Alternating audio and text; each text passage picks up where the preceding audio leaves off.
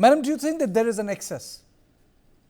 Is there an excess between coaching institutes and examination center, as said by a third term MP, Gaurav Gogoi?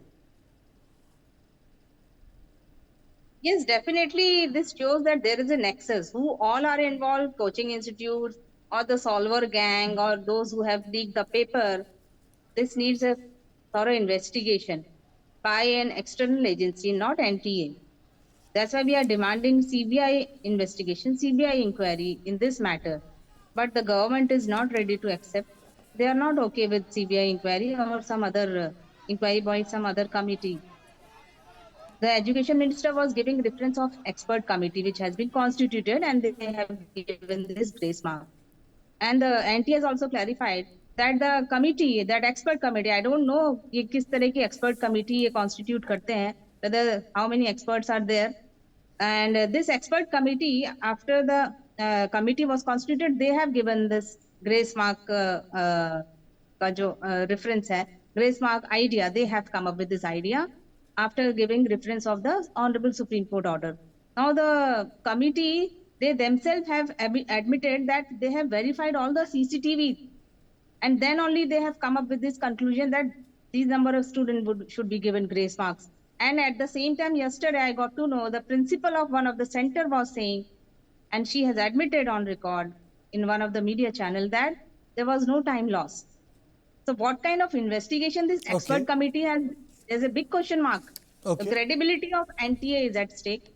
That's why there is no transparency. Now they are on back foot after a lot of protest and the case being filed in Supreme Court. And definitely fair enough.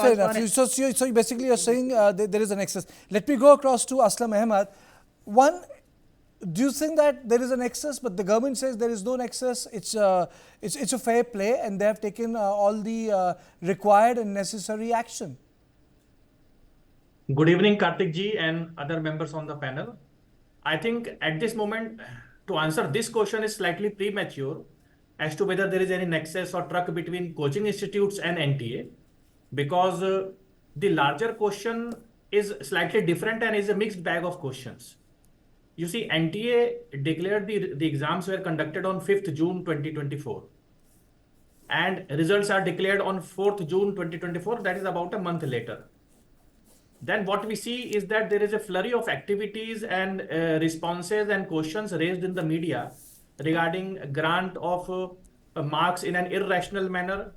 For example, let me explain you that in NEET examination, whatever I have understood, because I am representing one of the petitioners, there are a total of 200 questions, out of which you have to attempt 180 questions.